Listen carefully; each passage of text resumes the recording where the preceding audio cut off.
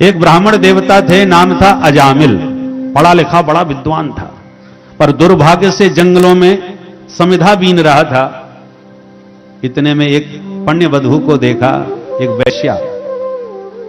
उसकी सुंदरता पर इतना दीवाना हो गया अजामिल कि घर परिवार पत्नी पुत्र सबको छोड़ के उसी के प्रेम में पागल होके उसी के घर चला गया और उसी गणिका के संग रह करके इसने 10 बच्चों को पैदा किए। 10वें बच्चे का नाम एक संत के कहने पर नारायण रख दिया और उस बच्चे में इसकी बहुत अधिक आसक्ति हो गई। हर बात में बेटा नारायण चलो भोजन करो, बेटा नारायण चलो घूमने चलो, बात बात में बुलाने लगा। अब जब मरने का वक्त आया, काले काले यमदूत लेने आए तो डर के मारे ये चिल्लाया, बेटा नारायण बचाओ। भगवान के पार्षदों के कान में ध्वनि गई तो तुरंत 4 पार्षद प्रकट हो गए, मार धक्का यमदूतों को दूर फेंका। यम के दूत भी तिल मिला के खड़े हो गए और बोले, हे भैया ये 4 चमकीले चमकीले तुम कहां से चले आए, हमको धक्का क्यों लगाए? विष्णु दूतों ने कहा, तुम काले कलूटे कौन, कहां से आए, अपना परिचय दो। बोले, हम यमराज के दूत हैं, पापियों को पकड़ते हैं। ये पापी है, पकड़ने आए हैं। तुम कौन हो? बोले, हम नारायण के सेवक हैं, जो नारायण को पुकारते हैं उन्हें लेने हम आ जाते हैं। सुना नहीं कितनी जोर से चिल्लाया कि नारायण बचाओ। हमारे मालिक का नाम लेने पर भी तुमने इस पर हाथ उठाया।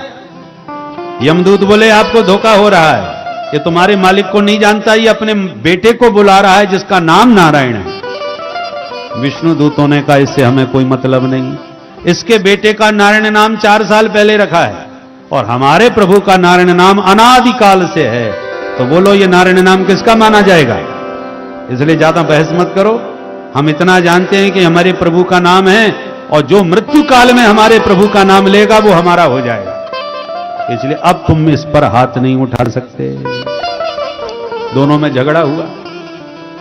विष्णु दूतों ने तर्क दे के बहुत समझाया कि तुम अभी हमारे प्रभु के नाम की महिमा जानते नहीं, वस्तु शक्ति ज्ञान की अपेक्षा रखती नहीं। एक दृष्टांत से समझो। बिजली के तार में करंट होता है, किसी को ज्ञान है किसी को नहीं, पर जिसको ज्ञान है वो छू दे तो भी उसे करंट लगेगा और गलती से भी किसी का करंट के तार पर हाथ लग गया तो उसे भी उतना ही झटका लगेगा। करंट नहीं पूछेगा कि जानते थे कि नहीं। तो जैसे गलती से तार पकड़ने पर करंट लगता है, गलती से आग पकड़ने पर जलना पड़ता है, गलती से जहर पीने पर मरना पड़ता है, ऐसे गलती से भी गोविंद का नाम मृत्यु काल में निकल जाए तो उसका कल्याण होके ही रहता है। भगवान नाम की शक्ति है, वो सारे पापों को दग्ध करती है। प्यार से लो या प्रमाद से लो, जान के लो या अनजाने में लो। भाय को भाय अनक आलस, भाय को भाय अनक आलस, नाम जपत मंगल दिस दस हो, नाम जपत मंगल दिस दस हो। कहो कहाँ लगी नाम बड़ाई, कहाँ लगे नाम बड़ाई, कहो कहाँ लगी नाम बड़ाई, कहो कहाँ लगे नाम बड़ाई।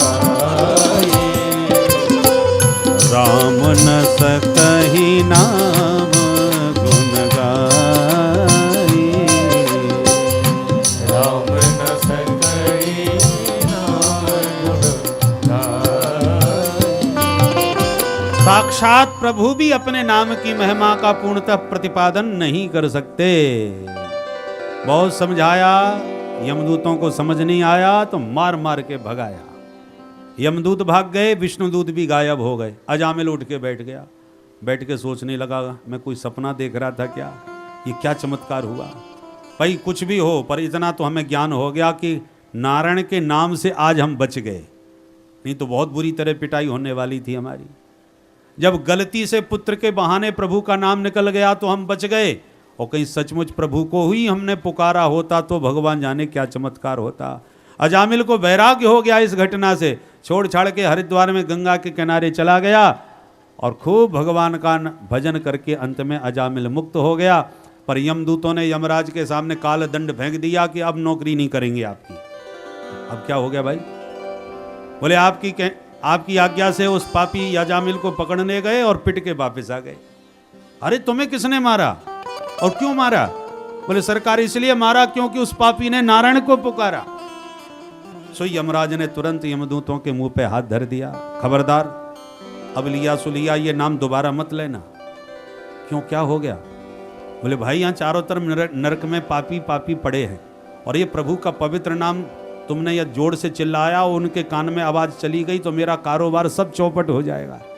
आज और अभी इसी वक्त उन सब की विदाई करनी पड़ेगी हमें। पेट्रोल पंप में माचिस जलाना खतरे से खाली नहीं, नेक चिनगारी बैठ गई तो विस्फोट हो जाएगा। ऐसे ही प्रभु का नाम पाप संहारक है। नामस्थ यावतीर शक्ति पाप निर्हरणम हरे तावत करतुम न शक्नोति पातकम पातकी जना। प्रभु के एक नाम में जितने पापों को भस्म करने की शक्ति है उतना बड़े से बड़े पापी में पाप करने की सामर्थ्य नहीं है। इसलिए पाप विनाशक प्रभु का नाम है। ये पवित्र नाम पापियों के बीच में मत लो, नहीं गड़बड़ हो जाएगा। अब यमदूत बड़े चक्कर में मारा तो ये नाम की क्या महिमा है, थोड़ा हमें भी तो बताओ।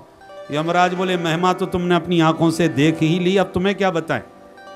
गलती से प्रभु का नाम लेने वाले अजामिल को तुम छू नहीं सके तो प्यार से प्रभु का नाम लेने वाले को तुम देख भी नहीं सकते। इससे ज्यादा नाम की महिमा और क्या कही जाए। यमदूतों ने कहा हमें तो एक सीधी सीधी बात बता दो, आज के बाद कैसे पकड़ने जाया करें।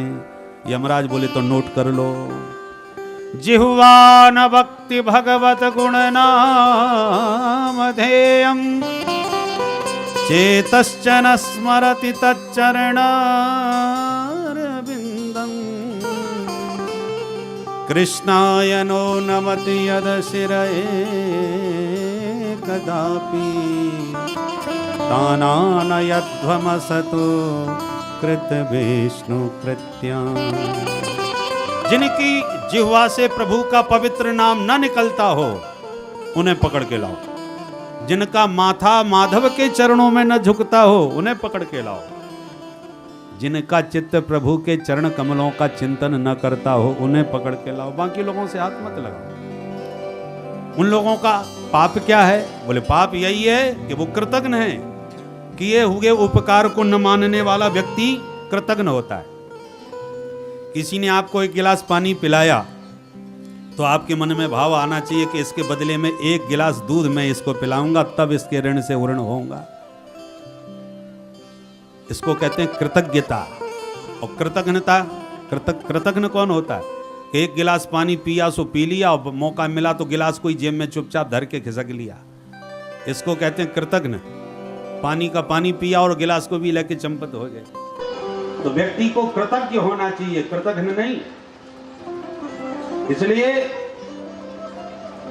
सुखदेव जी कहते हैं परीक्षित ये परम गोपनीय इतिहास मुझे कुंभज ऋषि ने सुनाया था मलय पर्वत के शिखर पर ठाकुर जी की सेवा करते समय। वही पवित्र इतिहास प्रसंगानुसार परीक्षित मैंने आज तुम्हें सुना दिया। अब इससे ज्यादा नाम की महिमा और क्या कही जा सकती है। अब आइए इसी बात पर हम भी मिलकर ताली बजा के मस्ती से भगवान के नाम की नौका में आरूढ़ हो जाएं। भगवान की नाम की नौका में जो बैठ गया वो भव सागर से पार हो गया। तो जो भव सागर पार करना चाहें वो आए मेरे साथ ताली बजा के भगवान नाम की नौका में आरूढ़ हो जाएं। दोनों हाथ से ताली बजा के मस्ती में गाइए।